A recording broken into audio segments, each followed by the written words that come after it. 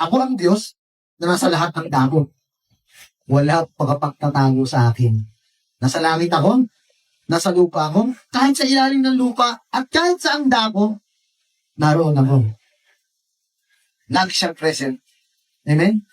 Sa madaling salita, sa lahat ng detalye ng buhay mo, pangit man o maganda yung sitwasyon na mayroon ka, i-acknowledge mo nakikita ka ng Diyos. Amen? At kung alam niya na ikaw ay anak na matapat ng ating Panginoon, hindi ka niya pwedeng tiisin sa panahon ng kabagamagan mo. Amen?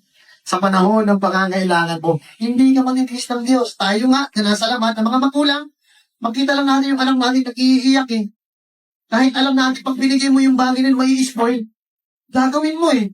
Tumahan lang siya. Dahil mayroon kang pag-ibig sa iyong anak. Diyos pa kaya, nagigets siya ba mga kapatid?